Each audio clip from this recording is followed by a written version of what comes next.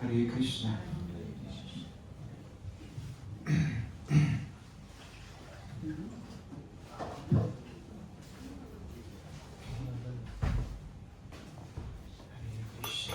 Thank you for being here.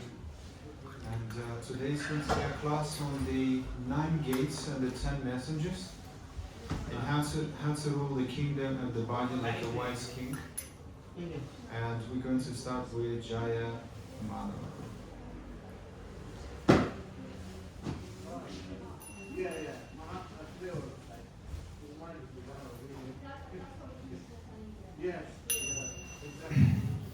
Jaya Radha Madhava Punya Vihari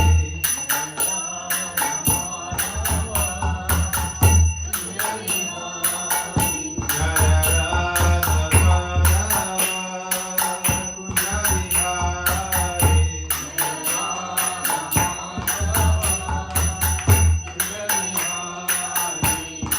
Gopi Jaya Radha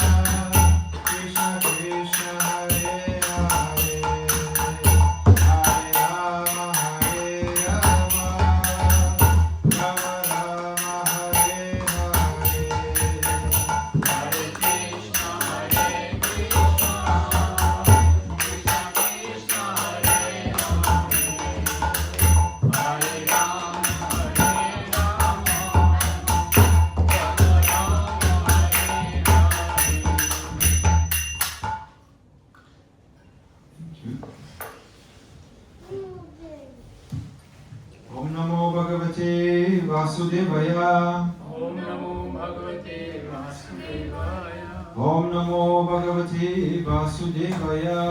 Om Namo Bhagavate Vasudevaya. Om Namo Bhagavate Vasudevaya.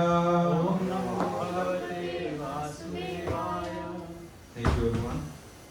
Before I start the class, may I ask you to bless me so I can go smoothly to the class. Thank you very much. So the title of the class is The City of Nine Gates and the 10 Messages. These 9 gates are exposed in Bhagavad Gita and also in Bhagavatam. Anyone has any idea what they are? The 9 gates? The senses? Eyes, ears, nose. Yes. The eyes, 2 eyes, 2 ears, 2 nostrils, eyes, genitals, and nose. And also the 10 messages. Anyone are familiar with these? They also call those 10 senses. Perhaps the 5 working senses and the 5 knowledge acquiring senses. Yes. So we're going to speak about these today and how to protect these 9 gates. And so the human body is like the walled city with these nine gates. And through these 9 gates, soul inside interacts with the outside. And so what comes in, what goes out, and what the guards allow or deny. So if the gates are well guarded, the city remains peaceful, which is the body. And if it gets if the gates are well guarded, the city remains peaceful and sacred, divine. And if left unguarded, the city becomes invaded and corrupted. And so whatever we allow through these 9 gates, eyes such as ears, whatever we allow to hear, to see, to smell, it affects, it pollutes or it purifies our body, and therefore it can either create obstacles in our life or we can remove the obstacles if we become more intentional about what we engage these 9 gates. And so imagine a magnificent city with 9 gates, and inside sits this king, which is actually the soul, and radiant, wise, eternal, but each gate has become corrupted. The guards take bribe from thieves, the eyes open for lust, the ears for gossip, the mouth for deceit, the genitals for indulgence. So the city is still beautiful but under attack all the time. So the king is still powerful but forgotten. So if your inner king, the soul, were to walk through your city right now, what would you see? If we constantly engage our eyes, especially, is probably the most difficult to control. We are so captivated by the things we see all the time, and therefore we either watch content that promotes lust or greed, or just unwanted things in general. So if your inner king, the soul, were to walk through the city right now, what would you see? We usually we want even more things, more things to possess. So a few questions I thought to start the class with. Question for reflection: if your body were the city, who's ruling it? You or the senses?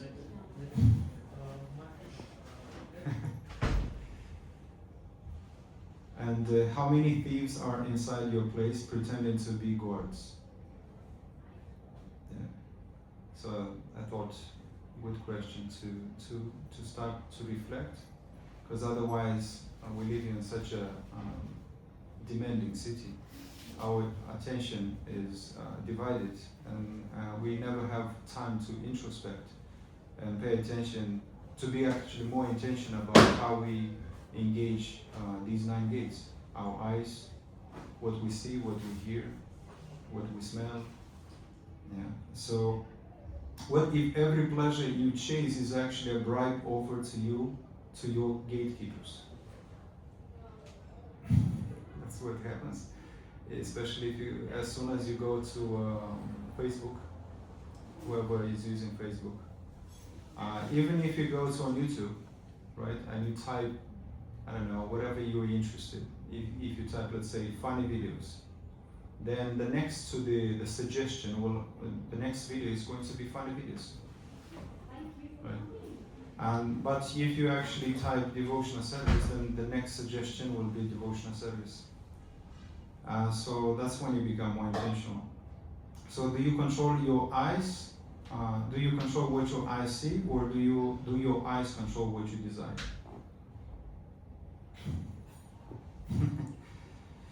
So are you the king sitting on the throne, or a prisoner in your own 9 gates city? And unfortunately, most of the time we are like prisoners, pulled by these five wild horses. So what enters your gates each day is either divinity or debris. And so when was the last time you actually locked the gates and allowed silence to enter? That's a good question. So I'm going to start with Bhagavad Gita 5.13, where it says, when the body living being controls his nature and mentality, renounces all actions, he resides happily in the city of 9 gates, the material body, neither working nor causing work to be done. And so right in the beginning, the living being, if we control the nature and engage properly our senses, then we actually become very happy. But if we leave them unguarded, these 9 gates, then we are very miserable. You know, we are overwhelmed with so many things: distress, anxiety, depression. Yeah. So in the purport it says, the embodied soul lives in the city of 9 gates. The activities of the body, or the figurative city of body, are conducted automatically by its particular modes of nature. The soul, although subjecting himself to the condition of the body, can be beyond these conditions if he so desires. Owing only to forgetfulness of this superior nature, he identifies with the material body and therefore suffers.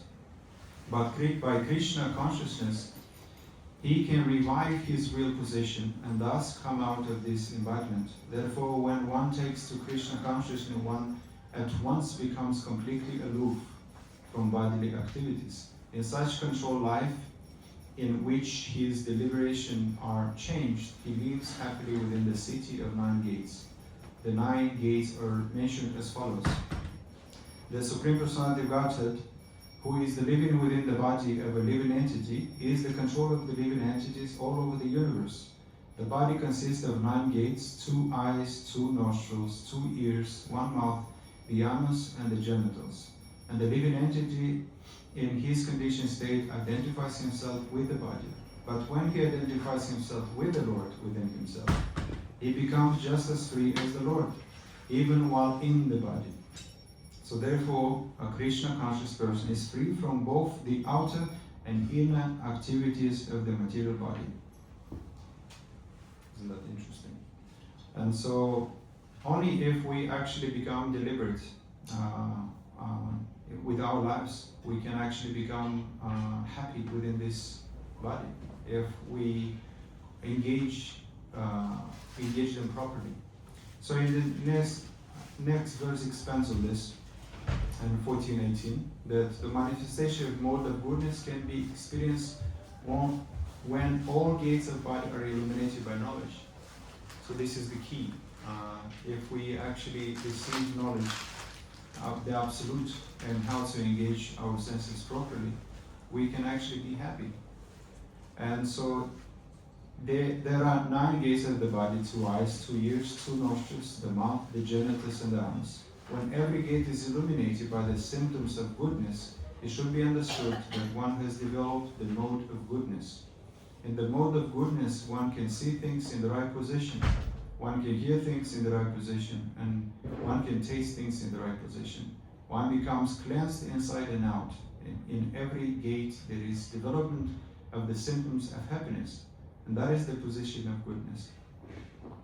So this verse clearly states that how to do it, and unless we engage our senses in pious activities and in devotional service in particular, they become contaminated, and as a result, we experience distress.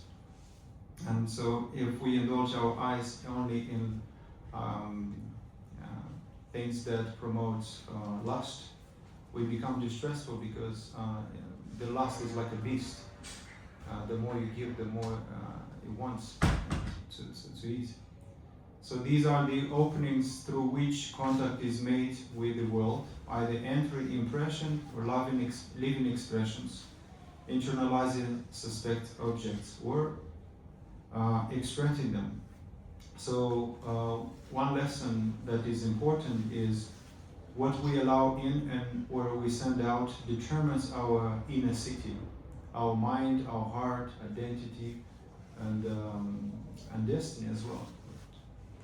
So if you become more intentional about if you follow the Shastras and engage our senses properly, then we can actually prevent ourselves from this. So if sense objects float in unfiltered, the city is under attack, the body. And if the senses are purified, however, the city becomes the temple of the soul. And the best way to do it is to associate with pure devotees, because we are essentially the product of our environment. And if we surround ourselves with addicted people and contaminated people, we become like them. And if they are primarily focused on it externally, we become polluted and therefore covered.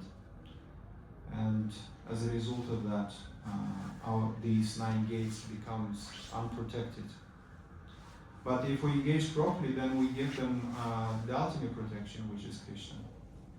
And nothing can enter through these gates. The eyes, the ears, what we smell. So the 9 gates are doors, and the 10 senses are the servants operating these doors. And I'm going to later give examples of these. So if the body is the city, the senses are like government officers, 5 gathered informations, which is the 5 acquiring knowledge senses, and the 5 execute orders, which is legs, arms, speech. Hands. Sorry? Hands. Hands, yes.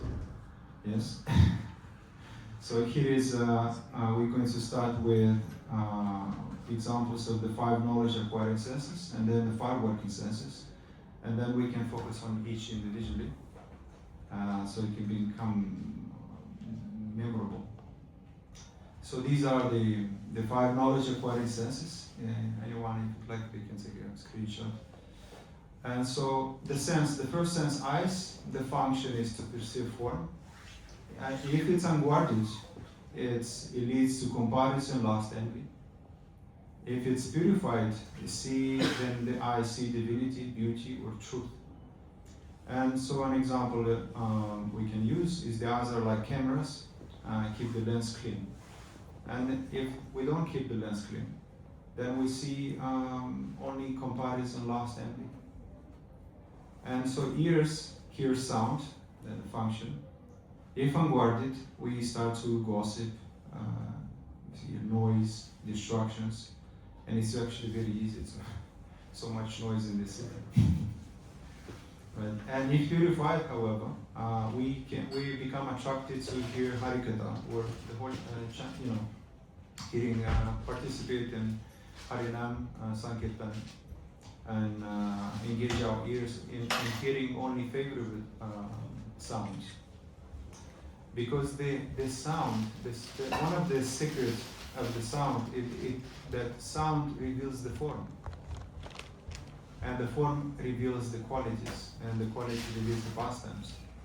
If you actually think of any word, such as a pen, then immediately you see the shape within your mind of the pen, and then the form of the pen reveals the qualities of the pen, right? You start to, the pen is long, blue, and the function of the pen is to write, and the pastime of the pen is the writings.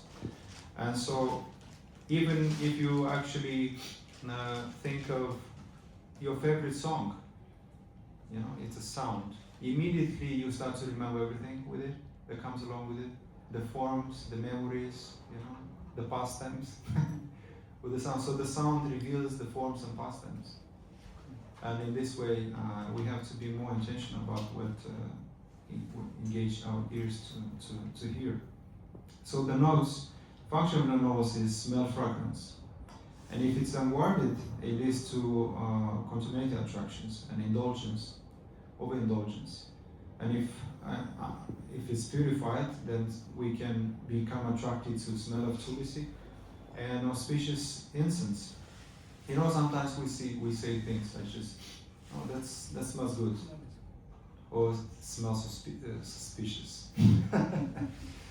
That smells like danger. Sometimes or smells sacred. You enter a place and it reminds you of a sacred place, just the smell. So, or you can enter, so this smells toxic, it reminds me of prison, whatever it may be. So smell actually also, unless it's purified, it either leads to lust or to devotional service. And so an example, the nose is a temple bell. Let it ring for purity. You know, just like I just mentioned an example. When you smell, immediately you remember something. And so it's like a bell. And the tongue, the function is taste and speech. So it's like the tongue is the double agent. It tastes and talks. We can either become attached to impure taste or pure taste, or to gossip, or to speaking, because the tongue, the perfect way to engage your tongue is to glorify the holy name and Krishna's devotees. But sometimes we glorify the Hollywood or Bollywood stars who promote different things, unfavorable things. And the last one is skin, which touch. And if unguarded, it leads to lust, laziness, and indulgence. And if purified, service, affection, and humility. So the skin is also a doorbell. Every touch sends a message, just like for the tongue, for the nose. It also, as soon as you touch, you have a sensation. And so these are the 5 knowledge acquiring senses, how we actually perceive this world and learn. And the next one are the 5 working senses. And so there are the speech, hands, legs, genitals, and anus. And probably the most confusing part is going to be the last one, the genitals and anus. And we're going to explore this, which is a very uncomfortable topic, but it must be discussed. So the function of the speech is expression. We can express, impress. Sometimes we are attracted to impress rather than impress others. So impressing is more about me, but express is about others. I want to express the best version of yourself. And so if it's unguarded, it leads to lies, harsh words. And so we can speak venom, or we can speak actually peace. And if unguarded, if guarded, if purified, we glorify Krishna and always speak the truth. And the truth is very actually hard to come to that stage, to speak always the truth. Because truth, you know the difference between lie and truth? That the lies always deceive, always want, it's very selfish, want to look better, want to hide. But the truth, the only thing that the truth wants is just to show up. Just to show up on the surface. So and so speech is fire, and it cooks or it burns. Because speech, we express ourselves through words, and words can actually kill or can heal. And sometimes we underestimate the power of speech. But just two words can be either can inspire one, and another words can completely demotivate one, and a person can even take his life because somebody said the wrong things. So hands is action, and if it's unguarded, it leads to violence and greed. We want to, sometimes people lose their hands, literally amputated. And you might ask yourself, why? Perhaps they use their hands in the wrong ways, taking things that they don't belong to them. And that could be one indication, one assumption why they lost their hands or legs. If you use your legs wandering aimlessly through this world instead of actually doing some auspicious things, you might lose your legs. Sometimes people do, or break their legs at the very least. And so if purified, the hands leads to service and offering. And so hands are instruments of worship or weapons of destructions. I heard this funny joke, a person was saying that I have these two weapons. One is this and the other is Troy. When I put them together, they destroy. So it's a funny joke, but essentially what it means that the hands can lead to destruction, can lead to violence if it's used improperly. Or we can use our hands to wash the temple, which is considered the heart of the temple. And then legs, which is movement. If unguarded, we just walk aimlessly, without purpose. And if it's purified, then we walk to the temple or serve devotees. We can actually put, and legs are the pilgrims of or prisoners, and so it depends on the direction. We can misuse them, and especially if you feel like you don't have vitality in your legs. This is one reason when we actually misuse our energy, when we misuse our legs, and we go to the wrong destinations. Yes, so it's very interesting that some people who doesn't have legs, the only thing they wish is to walk again. And some people who are in a wheelchair and are faithful, well, the only thing they wish is to stand up or raise their hands to glorify the Lord. And those who actually have hands or legs, sometimes they hold a bottle of wine and lifting their hands in the air, cursing God. And so one has no arms, is wishing to just hold an ice cream in their hands, and somebody is misusing their hands. Isn't that interesting? So it's we should actually learn how to appreciate these things and engage them our working senses properly. And the genitals the function is reproduction, and if unguarded, it lost exploitation, and if purified, dharma and chastity. So they are like treasure of life, guarded or squandered. And unfortunately, most of the time it leads to lust, and we're going to explore what happens actually based on Bhagavatam 11 canto and 12 canto. Some shocking revelation. What happens to the person who is addicted to lust, who engages the genocide in the wrong way. It's actually kind of scary.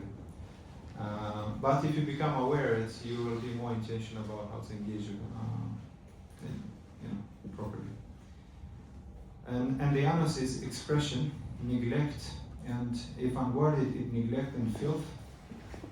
And it's about this. The anus, it refers to basically what we put in, how we eat, what we consume. It's about consumption, because the secret actually to health is. It took me a while to understand that, but is actually the gut. If you have unhealthy gut, it leads to contamination, all sorts of inflammations. And so if we overeat, or indulge too much in things, especially all food, it leads to disease. But if purified, leads to cleanliness and balance. And so the example is the drainage system of the city. If we ignore it, disease rules. So it's very important what we consume. Because nowadays we eat everything and everything. We eat anytime and everything. Like we eat, there is no restriction. We just eat whenever we feel like it. At least the majority of us go through this until we go to a stage where we get severely sick, and all of a sudden doctor says, well, you cannot eat this, you cannot eat these, so many things. And now it's like the most delicious things you cannot eat because we overconsumed. So in Bhagavad Gita 2:61, it says, one who restrains his senses, keeping them under full control, and fixes his consciousness upon me, is known as a man of a steady intelligence. So this is the key, that in order for us to restrain the senses, we need to keep under control. And by keeping them under control is to fix our mind on Krishna and practice devotional service. And in this way, our senses become purified, and we lose that taste for unfavorable things. And so here is another verse that to strengthen the point. In Bhagavad Gita 2:67, as a strong wind sweeps away a boat on the water, even one of the roaming senses on which the mind focuses can carry away the man's intelligence. Just one senses. If you engage just in one wrong thing, it can roam you everywhere. So unless all the senses are engaged in the service of the Lord, even one of them engaged in sense gratification can deviate the devotee from a path of transcendental advancement. As mentioned in the life of Maharaja Berisha, all of the senses must be engaged in Krishna consciousness, for that is the correct technique for controlling the mind. So we can be more specific about an intention of how to engage our sight, our hearing, our nose. We can be either attached to perfumes, these fake perfumes, and that leads actually to lust. It boosts that lust. We can indulge our ears in unfavorable music that also leads to lust and to greed. I want more, I want what they have. I'm never satisfied with what I see, what I hear, what I smell, and yes, so it's an unfortunate reality. So the mind is compared with a drunken gatekeeper, and the king, which is the soul, hired with just a comparison, hired him long ago to guard the senses. Now the drunk, now he's drunk on Netflix. The mind is focused on Netflix or through TikTok, scrolling through TikTok, or letting every beggar and bandit inside through these 9 gates, because they become unprotected, unguarded, and therefore whatever enters through the eyes, nostrils, the ears, are compared with these beggars or bandits that steals our attention, steals our energy, steals our focus, our attention. So the eyes are social media spies. also a comparison, nice comparison. They report everything they see, good or bad. You know, we go to social media, and I actually I use only YouTube right now. What I did is I became very selective with the content. So if I accidentally pressed on something that is unfavorable, I delete it immediately so they won't suggest another similar videos. So I can see only devotion. And otherwise, it's very tempting to watch, you know. And so if you don't filter what they watch, which is any other, for example, your eyes, you're letting the enemy study your kingdom of secrets. Kingdom secrets. So, and the tongue is a double agent. I mentioned this earlier. It works both sides, divine or demonic. It chants Hare Krishna in the morning and gossip by lunch. And which master is it really serving? You know, we can be more intentional. By the end, I think in a couple of slides, I'm going to share practical tips, and you can actually take a screenshot because you won't remember. But it's very practical. The one that I use constantly, and very powerful as well. And so the genitals are the city's power plant. Very nice comparison. If you misuse it, the lights goes out, loss of vitality, intelligence, memory, and peace. And you actually can observe this. I'm going to share in what later in Bhagavatam, Canto 11 and 12, the shocking revelation about what happens when we overindulge in lust. And the two things that are very prominent, that is easy to observe, is lack of energy and lack of focus when we overindulge in lust. And if you actually pay attention, you can observe that. Because if you overindulge, then you start to seek the next thing. So here is one more verse before the revelation. Bhagavatam 11:8-21. Although one may conquer all the other senses, as long as the tongue is not conquered, it cannot be said that one has controlled his senses. However, if one is able to control the tongue, then one is understood to be in full control of all the senses. And so, because the tongue is the most ferocious things, is and the reason the tongue is such a powerful thing, because if we fast the tongue, then the rest of the sense weakens. And but if we overindulge our tongue, then the rest of the senses becomes agitated, and as a result, we overindulge in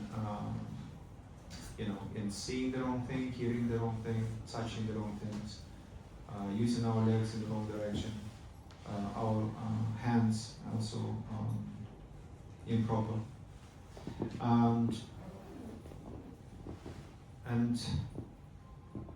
I had a thought, I forgot. Oh yes. So, but because most of the time we speak about fasting our tongue, but we can fast our eyes. We can fast our ears. Not so many times we think about that, right? And so how do we fast?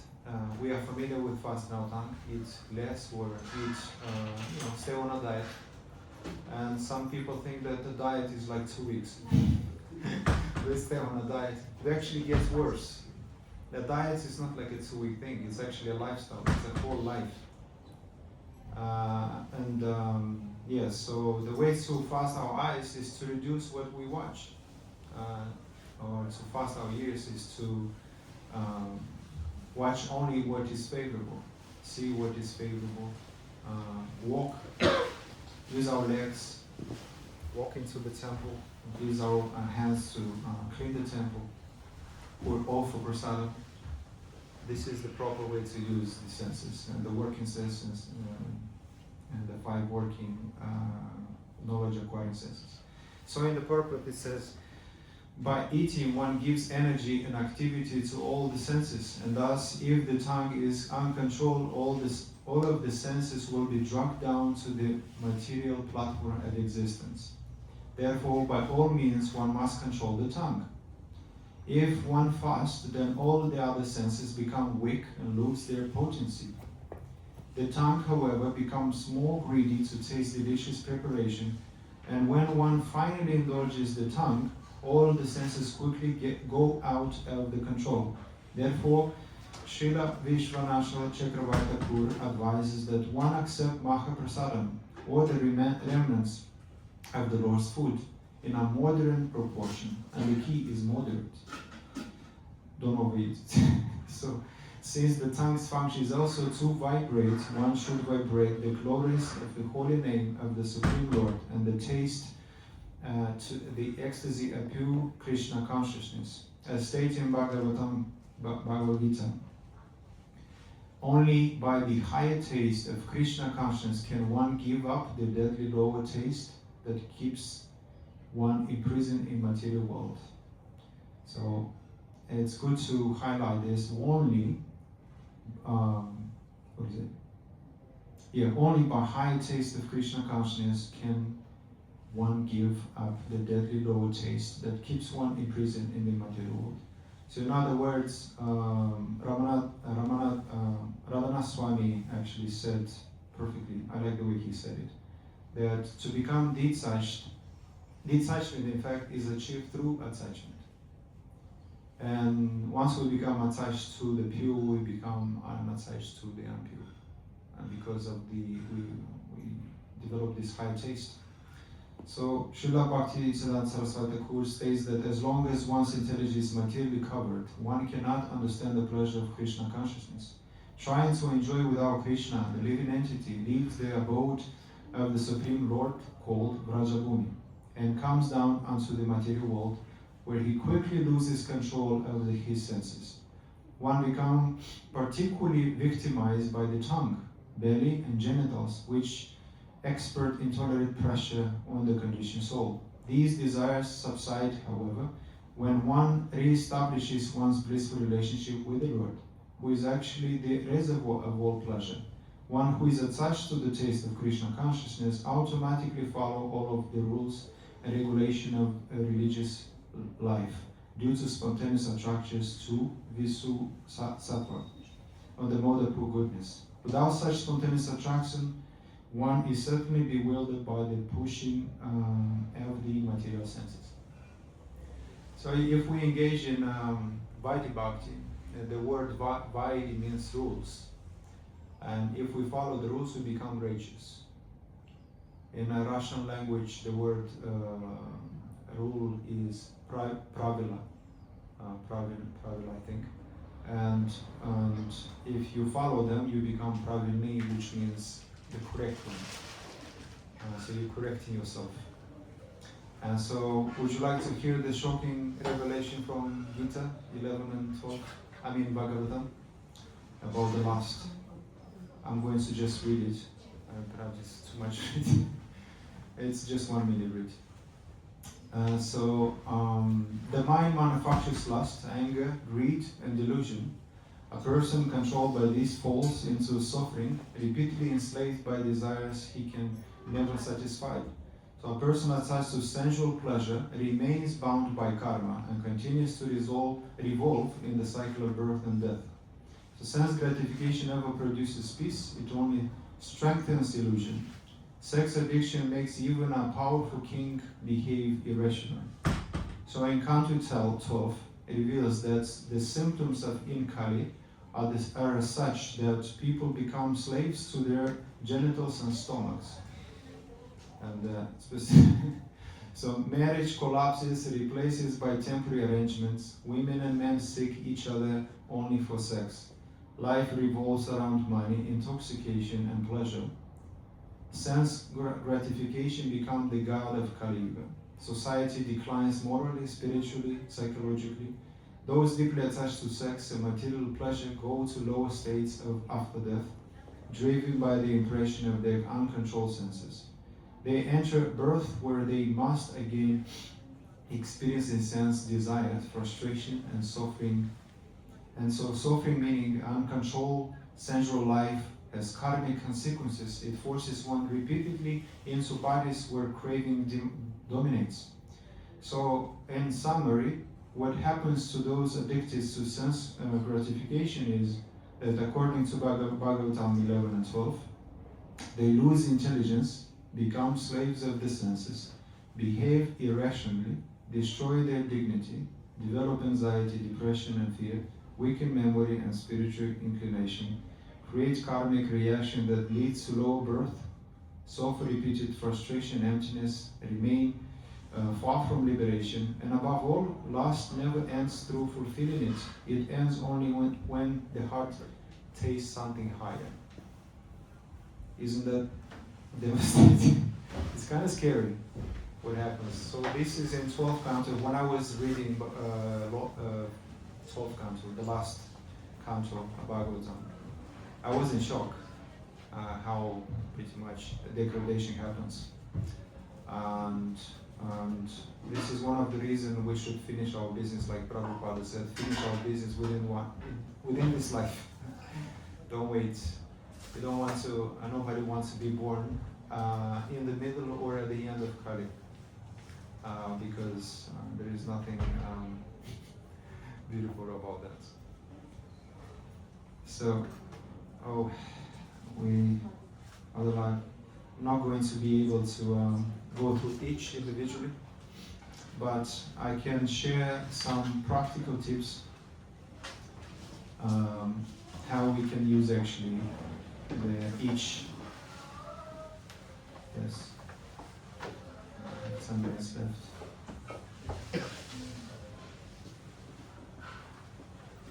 Yes, practical tips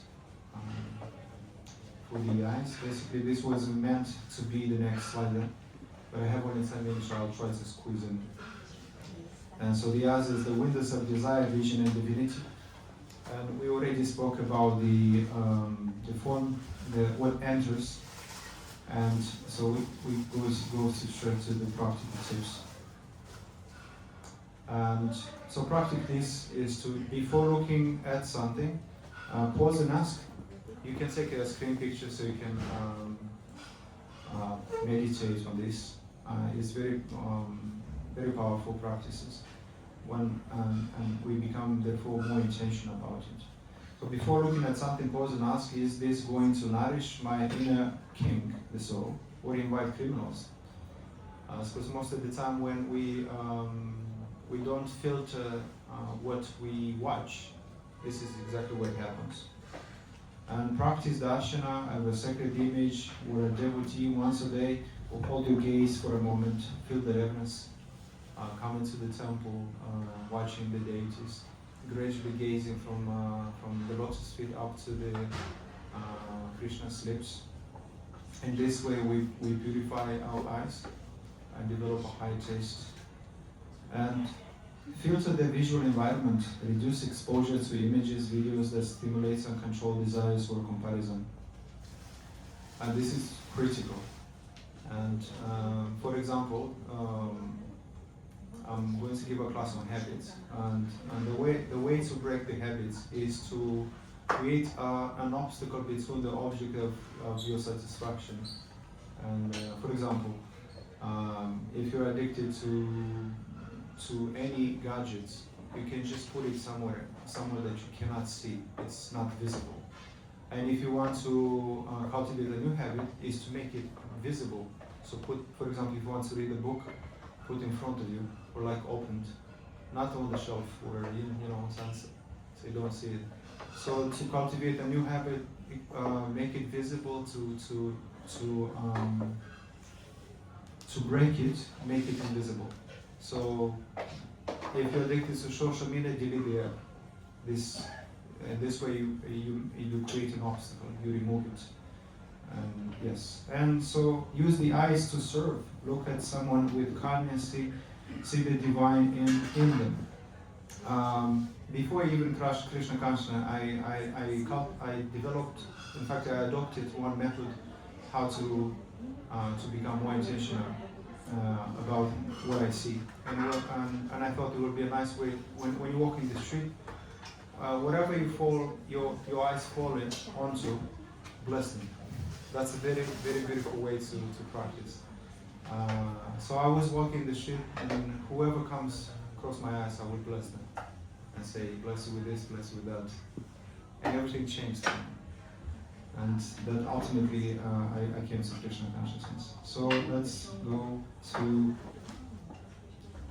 practical tips for ears. And so we can monitor our listening, note what you hear from morning until midday, and how much uplifting or how much is draining. It's very intentional. It's an observation. If you pay attention to what you hear and ask yourself how you feel about it. You listen to one sound, it makes you feel this way. You listen to something else, makes you different way. And we can ignore it, where we can actually take notes. And make a sound fast. Choose a period, say after lunch, when you only listen to devotion music or silence.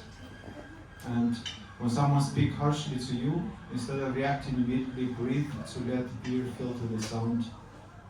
Choose your response consciously. And devote sometimes daily to hear sincere kirtan. This is the proper way how to engage our hearing. And nose. Practical tips is to practice conscious breathing before inhaling deeply. Mentally say, let me hear purity, not pollution. And the place that we live in carries a sacred place, or it can remind you of something else. So it's good to create an environment in such a way that reminds you always, through sight, through hearing, through smell. For example, we can use incense, right? Scents, or candles, to make actually house should be the most sacred place. To remind me of Krishna all the time. Last. And so the speech practical tips is before you eat or speak, pause and breathe, and choose to ask, is this offering or an offense? Sometimes we give unsolicited advices or criticize people, thinking that we care. You don't understand, I care. This is how I care. just do what I say, not what I do. That's sometimes, So, and we can prioritize prasadam and devotional conversation instead of, because you can detect the conversation that leads to lust, or a conversation that leads to purification.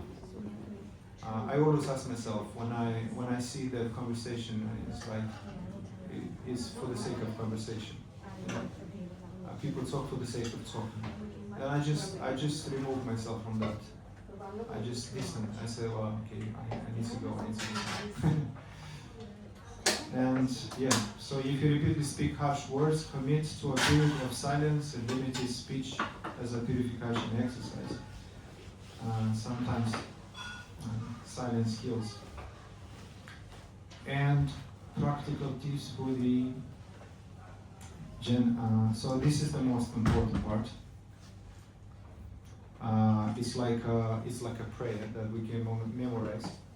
Is to sit quietly, mentally visit each gate and pray at each, and say, may I see Krishna everywhere, may I hear only that which purifies, may I breathe the fragrance of devotion, the tongue, may I taste only your mercy. Skin, may every touch remind me of you.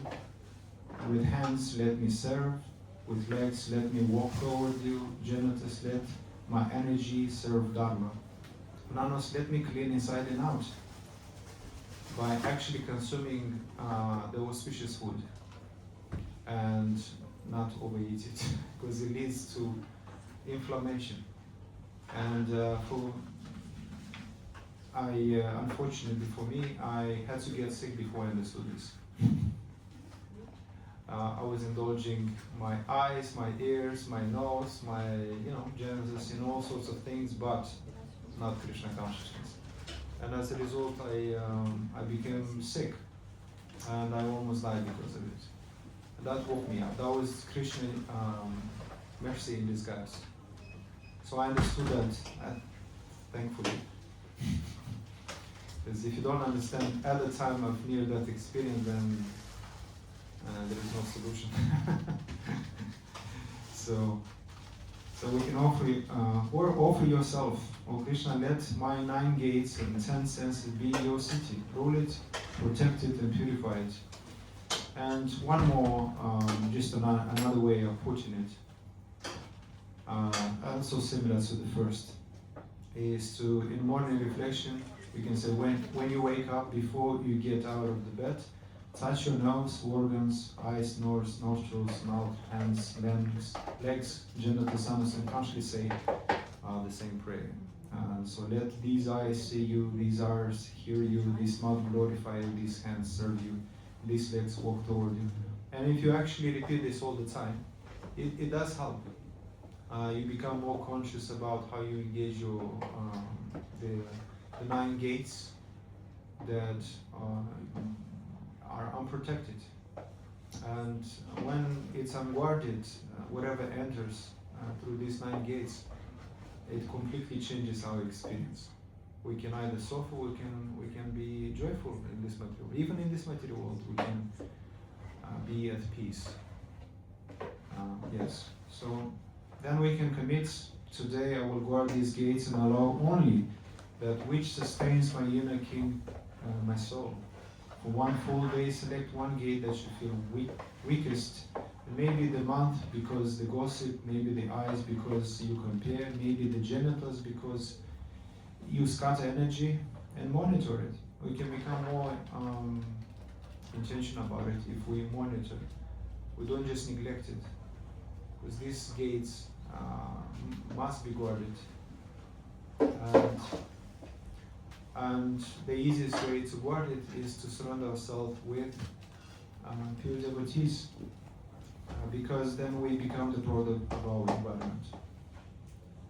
And so, and with this, I'm going to conclude this class. Thank you very much for listening. It was inspiring conversation. And I can leave perhaps one room for one question, because it's 12 o'clock already. If there's any question, I can ask it. Otherwise, we can have for some. No question. Okay. All right.